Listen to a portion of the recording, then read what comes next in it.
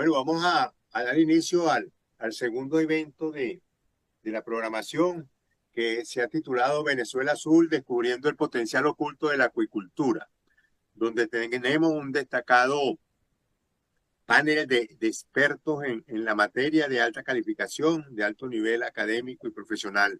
Este, vamos a dar inicio a este evento con las palabras del presidente de la Comisión de Agricultura, el académico Eduardo Burós Castillo, para que nos dé la bienvenida y nos dé la apertura del evento. Muchas gracias y por favor, Eduardo, estás en el derecho a palabra.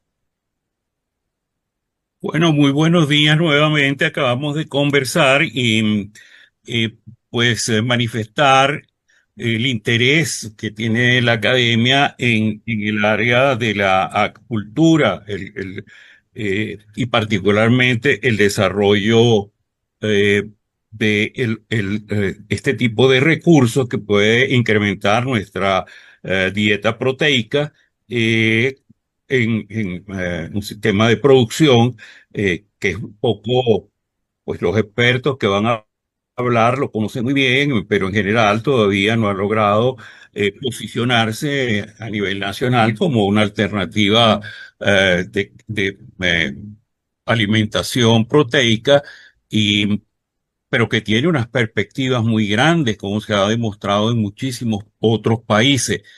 Eh, Desde mi perspectiva personal, que es el área de recursos hidráulicos, pues debo decir que en ninguno de los trabajos que hicimos anteriormente en materia de planificación de recursos hidráulicos hemos considerado los volúmenes de agua que pueden estar comprometidos para un sistema de producción en gran escala de acuicultura cultivos continentales. Nos preocupaba en alguna ocasión los problemas que pudieran derivarse de contaminación de las aguas, que se usen en el proceso de la acuicultura, los volúmenes y estos tiempos de reposición. Bueno, y todo eso para nosotros hoy, que ustedes van a hablarnos, significa conocimiento nuevo.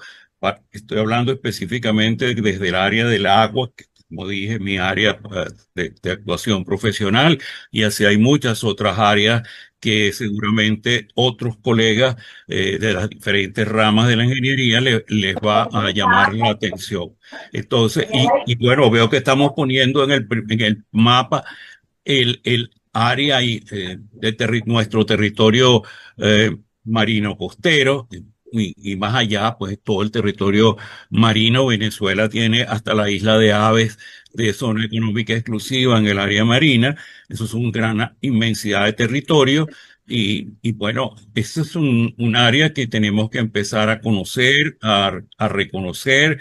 La academia tiene la previsión de crear una comisión del mar para todo este tipo de enfoques ya fuera del territorio, mientras que la acuicultura continental, sí, por ahora la preservamos dentro del área de la Comisión de Agricultura, en la visión muy amplia que tenemos en del sector agrícola. Entonces, bueno, son áreas interesantes, nuevas, para el conjunto general de los miembros de la academia. Nos estamos ilustrando todos, estamos aprendiendo con ustedes. Les damos muchísimas gracias por su participación, por indicarnos un camino, por señalarnos hacia dónde debemos abrir líneas de investigación, la academia fundamentalmente procura marcar caminos, pero esos caminos que va a marcar la academia vienen de ustedes, que son los que que los que conocen la materia, los que se han entrenado, los que han estudiado Entonces, esta es la introducción que hago. Vamos a prestar mucha atención a lo que ustedes indiquen hoy, y vamos a poner mucha atención para resumir esas áreas que ustedes nos están señalando, tanto en la importancia futura del país, en la visión prospectiva de cómo puede ser la nutrición a partir de esta fuente proteica de la que se va a hablar hoy en día, y también de el conjunto de conocimientos que tenemos que sumar y aportar para hacer el crecimiento que debe tener esta nueva fuente de proteína para el país. Muchísimas gracias. Las palabras son suyas. Vamos a atender con gran interés el camino que ustedes nos señalen en el día de hoy. Muchísimas gracias. Gracias, Eduardo, gracias. Vamos a darle la palabra a el doctor José Javier Alió, quien va a ser el moderador, correlator de este evento. Buenos días, Eduardo. Buenos días, colegas. La acuicultura hoy en el mundo representa el aporte fundamental de proteínas de pescado, de productos marinos y productos acuáticos, diría yo, porque los productos continentales son más importantes en algunos países que los productos marinos. La pesca ha sufrido una merma, desgraciadamente, por problemas de manejo. Fue muy abundante en los años 50 y progresivamente fue disminuyendo hasta estancarse a finales de los 80. Desde ese momento, la producción pesquera mundial no ha subido significativamente y ha sido más bien la acuicultura la actividad que ha permitido abastecer al planeta con las necesidades crecientes de proteína acuática.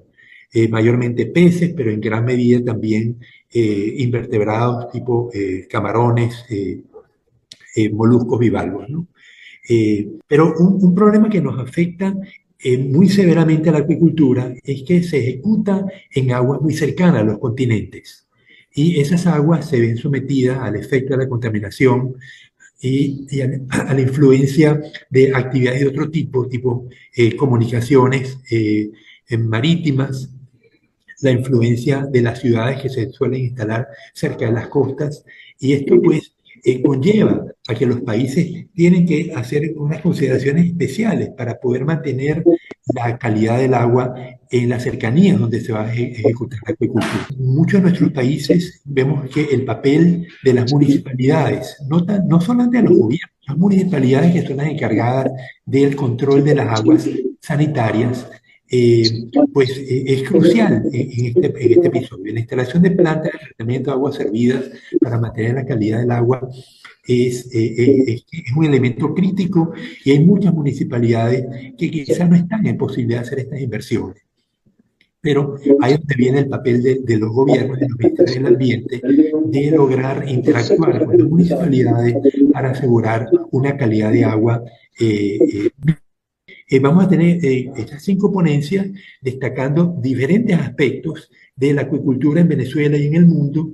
Yo espero, estoy seguro que vamos a hablar de la historia de la acuicultura, cómo la FAO en los años 70 fue crucial para cerrar algunas necesidades tecnológicas que permitieron que no solamente en el mundo, no solamente en Venezuela, sino en el mundo también se pudiera desarrollar, por ejemplo, la generación de la posibilidad de hacer que los animales desovaran cuando no podían, cuando no lo hacen espontáneamente.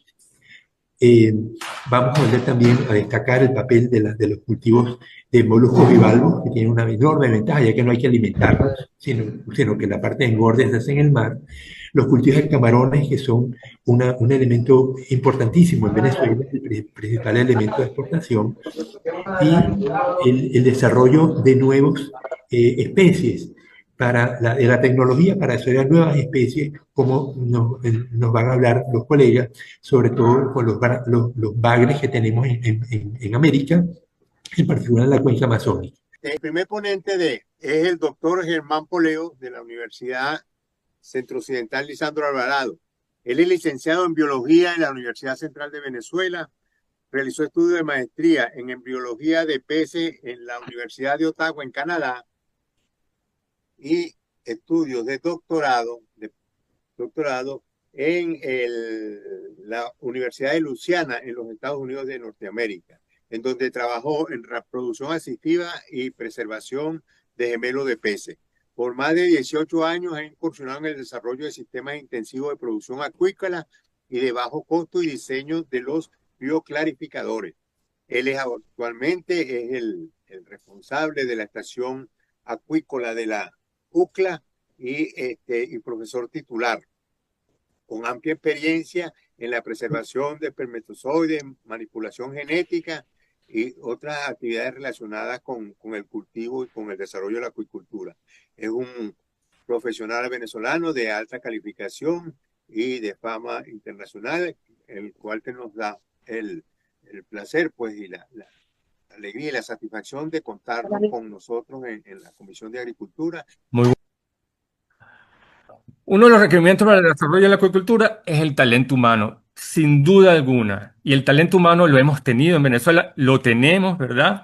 Y nosotros, incluyéndome a mí, nosotros hemos hecho nuestro trabajo, por lo menos desde la universidad, nosotros hemos generado conocimiento, hemos generado personal, ¿verdad?, para la acuicultura. Y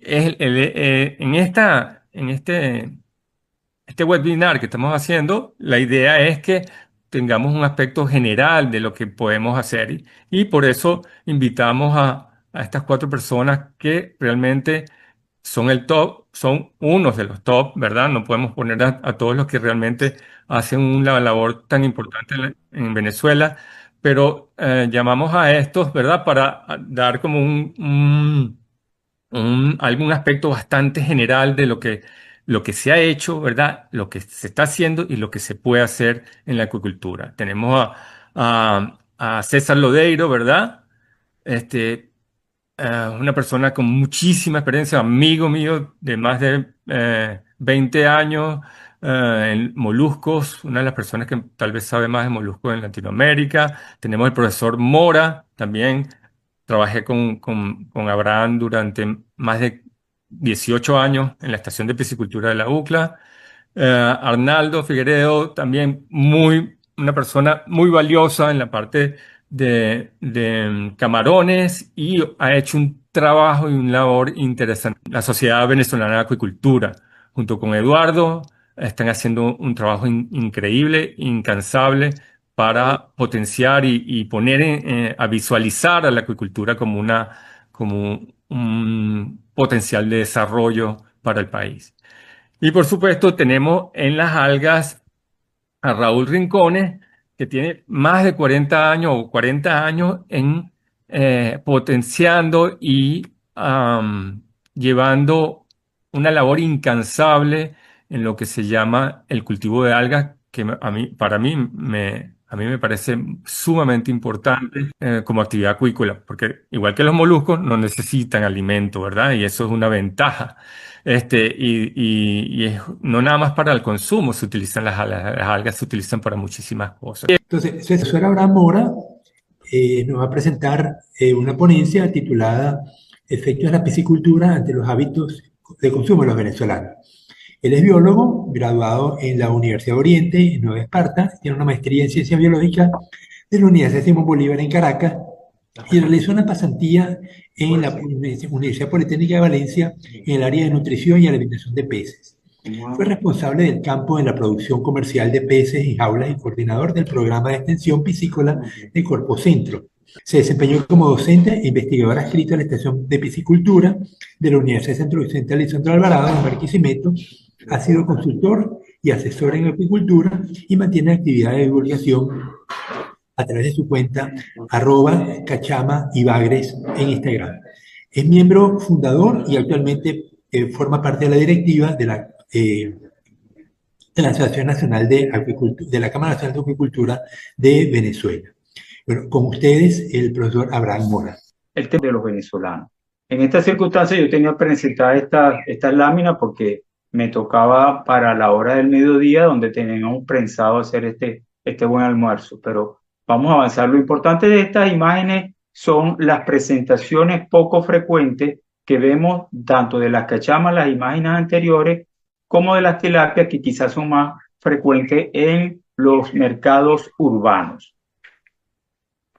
¿Cuál es el propósito de mi presentación? El propósito de mi presentación es alertarnos que hemos puesto bastante énfasis en la parte de producción de diversos, en mi caso de piscicultura, de peces, cachamas, tilapias, bagres o coporos, pero hemos descuidado algunos aspectos importantes. Recordemos que la acuicultura puede tener expresiones distintas. Yo puedo realizar presentación a la acuicultura para tener producción de alimento para la familia, peces ornamentales, recreación, y también puedo tener evidentemente un factor de un interés, una motivación de carácter comercial. Ese comercial tiene un gradiente de pequeños, medianos y grandes productores hasta llegar a una consideración de tipo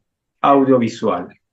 Es importante recordar que la acuicultura y su expresión, la piscicultura, que tiene que ver con la producción de peces, peces de aguas frías o peces de agua cálida, está constituida por unos procesos secuenciales que son producción, al cual hemos dedicado mucho tiempo, cosecha, procesamiento, mercadeo, comercialización y distribución, que es básicamente lo que voy a hablar hoy, y utilización y consumo. La utilización y consumo, esta última fase, tiene que ver cómo, en cuál forma, cuál es la educación, cuál es el hábito, cuál es la destreza, el conocimiento que el consumidor venezolano, en este caso, tiene para dar uso a esos productos pesqueros que surgen en la acuicultura.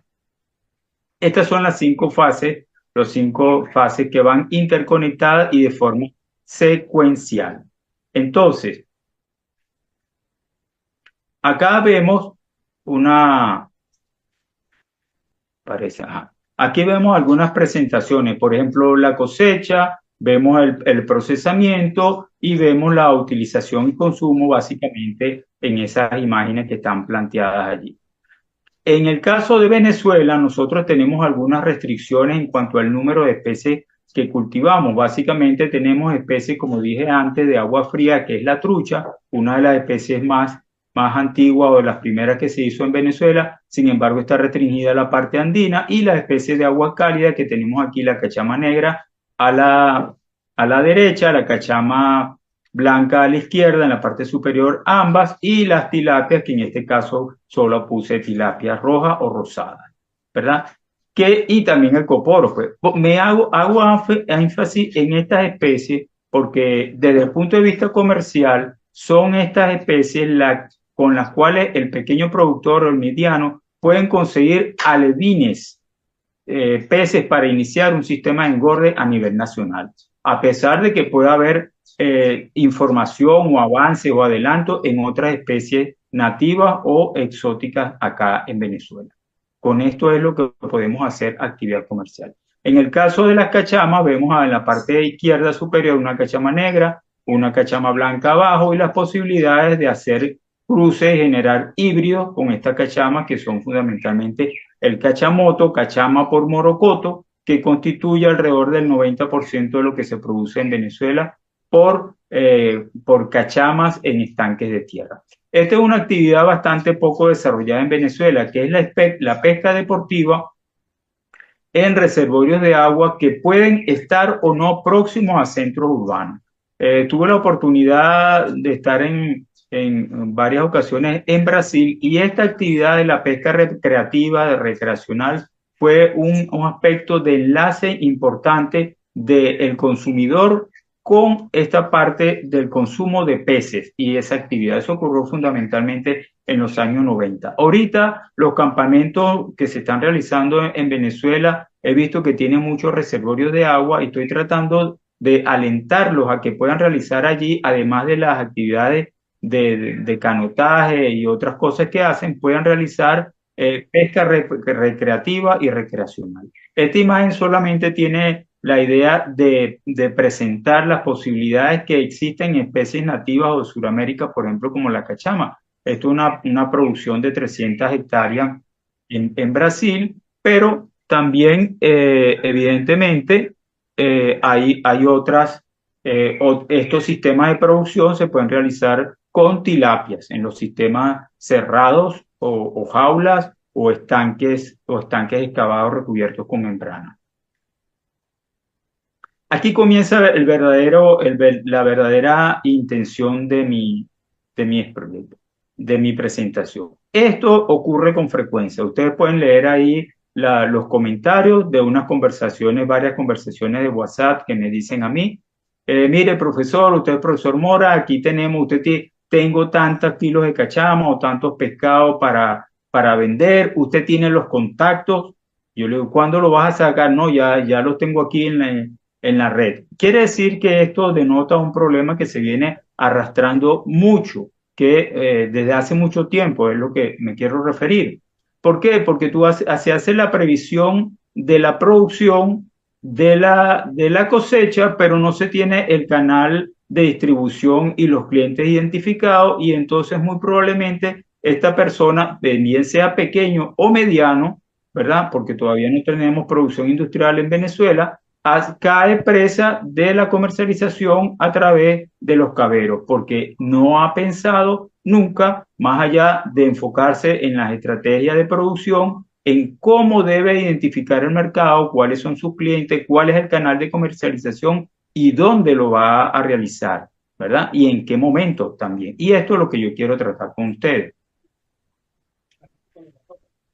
Para hacer esa actividad se debe hacer de manera sistemática. Con esto tenemos que llegar fundamentalmente, esto es lo que se llama un estudio de mercado. Pero si uno le dice a un productor, usted tiene que hacer un estudio de mercado, se lleva la mano a la cabeza, yo no tengo dinero, eso es muy caro, yo soy muy pequeño, pero yo voy a demostrar aquí que si se hace el esfuerzo, se puede conseguir la información sustancial para que tú puedas orientar las primeras líneas y las estrategias de la comercialización de tu producto. Dejo aquí este diagrama que presenta el profesor José Antonio Gil en cuanto a la planificación estratégica y que establece el análisis de anillos del entorno desde la unidad de producción que está en el centro, en amarillo, de la organización, y todos los niveles que es necesario analizar para establecer las estrategias de acción. En el caso de Venezuela, aquí es importante hacer esta consideración que está referido a los códigos culturales. Como bien dice ahí, los códigos culturales son los vínculos emocionales que establecemos desde nuestra infancia, ¿verdad? En la cultura ampliamente, pero en este caso lo establecemos en la gastronomía. Y aquí es un aspecto importante que voy a destacar. Todos sabemos que en Venezuela la concentración de la población es en el eje norte costero, desde el estado Sucre hasta el estado Zulia. En ese eje norte costero, cerca de la costa, a no más de hora y media, están los mayores centros poblados de Venezuela, y esos centros poblados tienen constantemente, a nivel del consumo de pescado, una influencia del pescado marino. En consecuencia, los grandes centros urbanos tienen preferencia por consumo de pescado marino porque ha sido ese código cultural que han aprovechado en función de su localización. Ellos buscan entonces pescados que son plateados, de carnes blancas, sin espinas y estas consideraciones particulares. Unido a eso, normalmente, por lo menos en mi generación, tenemos que el primer contacto gastronómico que tuvimos con el consumo de pescado fue un filete, entre comillas, merluza, preparado por nuestra madre, o una lata de sardina o una lata de atún. Es decir, que comenzamos con productos básicamente carentes de espinas, carentes de huesos, que teníamos la certeza de comer con seguridad, sin ninguna dilación de cuidado con una espina. Aparte de eso, estos productos que menciono, el filete de merluza, el atún y la sardina, no muestran al consumidor el contexto del animal. Tú te lo comes sin saber qué forma tiene, cómo es la cabeza, cómo es la cola, no ves nada de eso. Ahora, esto ocurre en el eje norte costero. Yo fui afortunado, así lo considero, que tuve mi primera infancia hasta los 14 años en San Carlos y tuve otra consideración de códigos culturales propios de las ciudades que están al interior de Venezuela, en donde esto no ocurre la influencia del pescado marino, sino ocurre la influencia de los pescados de río. Entonces uno va al río, pesca, participa con la familia y entonces allí habla de cachama, de corroncho, de bagres, de ruedas de bagre y otras preparaciones. Entonces, esto es importante porque el productor debe saber la ciudad o la localización donde yo voy a direccionar mi producto. ¿Está en qué condición está? ¿Hacia códigos culturales de lo que acabo de manejar en el eje norte costero o hacia códigos culturales de la parte interior de Venezuela? Afortunadamente, como repito, en mi caso yo como pescado de agua de río y también como pescado de mar y le doy la misma valoración, pero no ocurre así en todas las plazas de venta. Comencemos entonces por detallar, por entender qué es lo que pasa en Venezuela. ¿Por qué? ¿Qué queremos nosotros con la piscicultura? En general hablo de la producción de pesca. Nosotros queremos que nuestro producto, que lo que se produce, sea consumido. ¿Por qué? Por unas personas que viven en los actuales momentos, porque no tenemos exportación, en Venezuela. Entonces necesitamos conocer cómo ha cambiado esa Venezuela y es esta Venezuela de hoy. Entonces hago uso aquí de la información que nos da la encuesta de ENCOVI que realizan todos los años y ahí, por ejemplo, vemos una estructura poblacional. El 61% de Venezuela tiene edades entre 15 y 59 años. El 26% de la población es menor de 14 años y hay un 13% que es una población que tiene más de 60 años. ¿De qué nos sirve esto? Esto nos sirve para focalizar la posibilidad de crear productos, diseñar productos direccionados para los niños o para los adultos o para ese grueso poblacional que constituye el 61%. Se piensa esto en Venezuela cuando hacemos la piscicultura. Seguimos. Acá vemos la misma encuesta, nos muestra otra cosa. ¿Cómo está constituida la familia? Aquí vemos una evolución del perfil demográfico de la familia en Venezuela y llegamos a la última información publicada en el año 2000, recogida en el 2004, que es 3,2 personas por familia. Es decir, tenemos una familia que está constituida por 3,2 personas. Allí hay en la última barra a la derecha, una equidad, digamos, de género en la participación, en la presencia de la mujer y del hombre. Esto es un aspecto importante que voy a recurrir más tarde. La información que vemos un poco hacia atrás y la que vamos a ver un poco hacia adelante, la que está referida a comercialización, ocurrió en ese óvalo que estamos viendo nosotros en esta gráfica. Esta gráfica la tomé del profesor Luis Zambrano, un economista reconocido aquí en Venezuela, en donde él recoge en ese óvalo la estabilidad cambiaria que pudimos disfrutar en el año 2024 casi hasta el primer semestre. Del primer semestre en adelante, ¿verdad? Avanzando, ocurre lo que está ahí, esas pendientes que se elevan al lado derecho, que es el cambio oficial y lo que era el cambio paralelo. ¿Qué quiere decir? ¿Qué quiero decir con esto? Que la información que vimos del 2024 está impactada por ese próximo cambio de la tasa de conversión cambiaria que afecta el poder adquisitivo en los hogares y en los individuos y la forma de gastarlo. Entonces, aquí viene la primera acción. Debemos diseñar un producto que satisfaga las necesidades. ¿Cuáles necesidades? Bueno, es lo que vamos a ver. Las necesidades de esos grupos poblacionales, los jóvenes, los adultos o el grueso de la población, ese 61%. Pero tiene otras peculiaridades más allá de los grupos humanos, como son las regiones. Actualmente en Venezuela esta información la tomo del grupo Atenas Group. Por eso lo digo, toda esta información yo la obtuve sin hacer un estudio de mercado pago, sino ocupándome personalmente de recabar información que está disponible. Ellos hacen una caracterización de Venezuela por regiones. Tenemos región capital, región centro occidente, oriente norte, oriente sur y Andes. Y cada región tiene una peculiaridad a nivel de las actividades económicas y las actividades del consumo de las familias que viven en esas regiones. Quiere decir que aquí ya vamos viendo que Yo como productor o vendedor de mis productos de piscicultura debo direccionarme a cuál grupo humano y debo direccionarme a las características de la región en la cual yo pienso o tengo idea de hacer la venta de mis productos. Además de eso, en cada región tenemos también una tabla establecida por las personas de Athena Group, donde hace los niveles de ingreso, ¿verdad? Tenemos personas, el grupo bajo gana menos de 190, bajo medio, medio alto y alto. ¿Qué es importante tener en cuenta aquí? Que dependiendo del nivel de ingreso, la persona y el grupo familiar tendrá una dinámica de gastos distinta. Entonces tenemos población, tenemos región y tenemos nivel de ingreso que deben ser consideradas cuando hago el diseño del producto y establezco el canal de comercialización.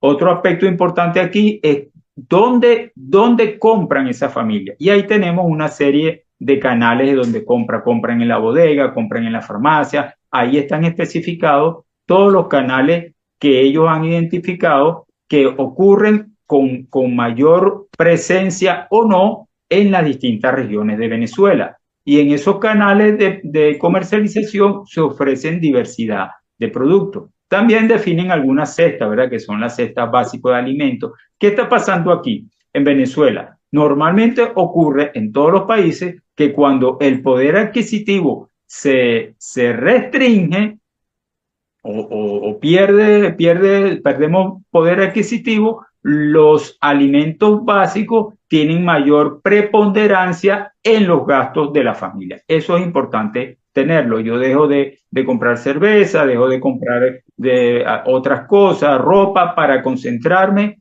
en el gasto de alimentos básicos en la familia, satisfacer esas necesidades, alimentos y medicina. También, por supuesto, pueden disminuir cuidado personal y otras cestas básicas que están indicadas. El grupo Athena Group, en cada una de esas cestas básicas, establece un grupo de productos, ¿verdad?, que constituyen y hace un análisis de cada uno de estos. Hasta el año pasado, aquí tenemos un aspecto importante. ¿Qué es esto? ¿Cómo se hace el gasto, la distribución del gasto en la familia y unos hipotéticos 100 bolívares? ¿Dónde se gasta? Y entonces nosotros vemos un aspecto importante. De $100, $40 se gastan en abastos y bodegas. Esto es un dato importantísimo, porque abastos y bodegas son los que tienen la mayor proximidad al hogar o al individuo que hace las compras. Entonces, pudiéramos reconsiderar cómo tengo yo mi participación en los abastos y bodegas. Y de allí en adelante están especificados los porcentajes que la familia gasta en otros canales de distribución. Esto perfila en dónde debes tú colocar tu producto, porque una de las razones porque las personas no comen pescado de río, fundamentalmente cachama, porque tilapia es otro caso, pero cachama, tú le preguntas, ¿has oído hablar de la cachama? Sí, yo he oído hablar de la cachama, pero la tienen como un fantasma. ¿Por qué la tienen como un fantasma? Porque las personas cuando deciden ir a comprar la cachama no la consiguen en ningún puesto de venta. Entonces no hay la interacción del comprador para satisfacer una curiosidad en comerse un pescado que puede ser, por ejemplo, la cachama y en menor grado la tilapia.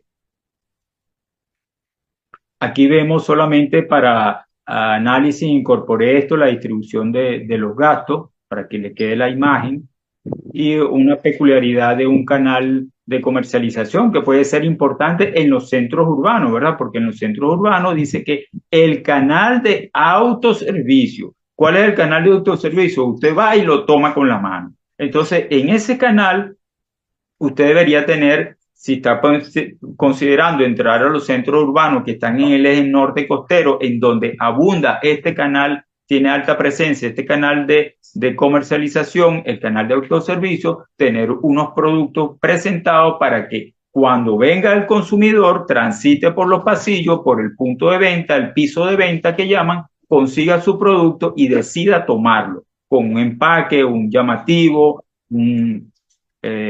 ¿cómo llaman esto? Un parlante que llaman el letrerito, con unas chicas que impulsen, con unas técnicas de degustación. Y aquí tenemos algo importante, ¿verdad? El pescado, nuestro producto, entra, por supuesto, en el rubro de proteína. Y aquí tenemos entonces una distribución de cómo los venezolanos tienen la participación de determinadas proteínas. Aquí vemos carne roja, vemos pollo que tiene un alto liderazgo y vemos embutidos, que esto se considera lo que se llaman carnes frías y que tienen una alta participación en el consumo de los venezolanos. Fundamentalmente lo que se llama salchichas de pollo, por ejemplo. Entonces, aquí vemos una distribución, ¿verdad?, de los gastos y voy a pasar a hacer algunos detalles de esta proteína. ¿Por qué nos importa esto? Porque el productor piscícola tiene un producto que entra en la categoría de proteína y debemos conocer cómo se comportan las otras proteínas, qué ventajas tienen para que el consumidor las prefiera y no prefiera pescado. ¿Puedo en mi producto pescado dar una semejanza, dar alguna relevancia de esas ventajas que tienen otras proteínas y con ello auspiciar el consumo de pescado? Por ejemplo, aquí vemos la participación, ¿verdad?, en el hogar de los niveles consumo proteico. Se consume alrededor de 13 kilos de proteína en un hogar venezolano, de los cuales el pollo es relevante. Se come 5 kilos de pollo, come embutidos, come huevo y también come carne. Aquí lo vemos, y muy poco pescado, ocasionalmente. ¿Cuáles son las proporciones que comen y en qué forma comen? Esto es una expresión de la lámina anterior, una descripción de Alexander Cabrera, que es uno de los directivos de Athena Group. Aquí lo vemos. Si es carne roja, tiene esa presentación, ¿verdad? Esa preferencia de consumo como se presenta la carne roja. Y vemos que la carne molida tiene un alto porcentaje. Y yo me atrevo a preguntar por qué las personas tienen preferencia por la carne molida. Y una de las razones fundamentales es por la fácil preparación y por el rendimiento en los platos, la cantidad de raciones que yo puedo sacar de la carne molida. Debemos considerar que nuestros hogares en Venezuela están padeciendo de restricciones ocasionales o severas de los servicios de agua y luz. Y entonces, por ejemplo, la presencia, la disponibilidad de agua es fundamental para la preparación del pescado. ¿Qué tiene la carne molida que facilita el consumo, la preferencia en el consumo de carnes rojas, y de cuáles de esas ventajas puedo incorporar al pescado? Aquí vemos otra distribución. Aquí vemos también otra que ya la discutí para que queden las imágenes. Y aquí vemos la participación entonces del gran protagonista, que es el pollo expresado como carne, el pollo en huevos y el pollo en embutidos. El embutido, la salchicha de pollo, tiene una introducción en el consumo como fuente proteica muy, muy fuerte en Venezuela. Aquí la vemos, ¿verdad? Estos son datos, estos no son apreciaciones personales de Abraham Mora, sino mediciones que hace una empresa que están disponibles públicamente para nosotros. Allí vemos que la salchicha de pollo tiene una penetración de 69%. ¿Puedo elaborar un producto a base de pescado que, siendo rentable, pueda entrar en estos mercados? En el mercado, en el sector juvenil, en el sector adulto o en la masa gruesa de la población. ¿Es posible? Aquí vemos la distribución de las proteínas, donde el pollo tiene una alta preponderancia, ¿verdad? 61%. La industria del pollo llegó a tener en el 2013 un consumo per cápita en Venezuela de 45 kilos de pollo por habitante, ¿verdad? Hoy eso está con bombos y platillos en 22 y el gremio de pollo piensa llevarlo a 36.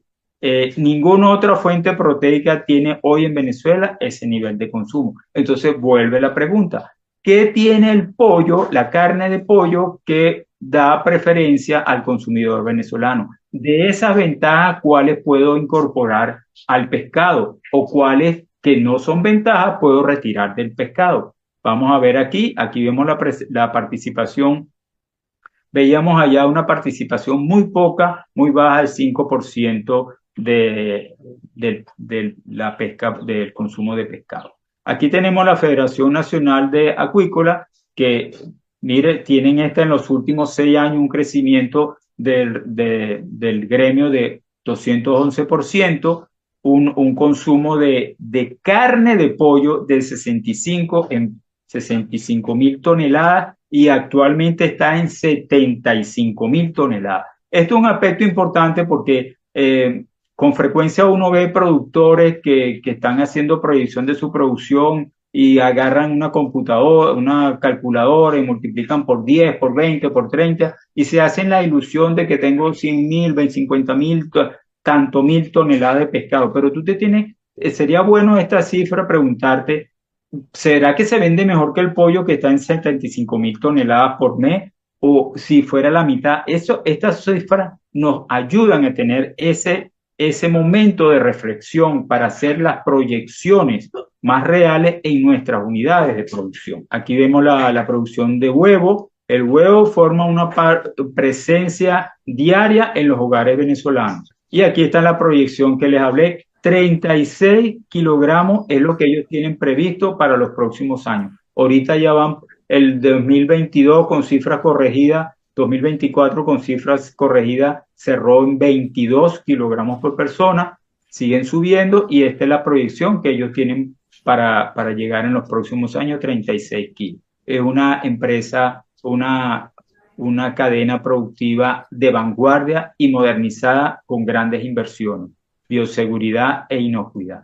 Aquí tenemos algunas ventajas del pollo, y con esto ya termino la presentación, porque está expuesta la intención de hacer la reflexión del mercado, de la región, de los grupos humanos y del grupo familiar, y sus nuevos hábitos de consumo alterados por la condición socioeconómica del país, que deben ser considerados al momento de hacer un diseño de producto y una estrategia de comercialización y venta de los productos de piscicultura en Venezuela. Muchas gracias.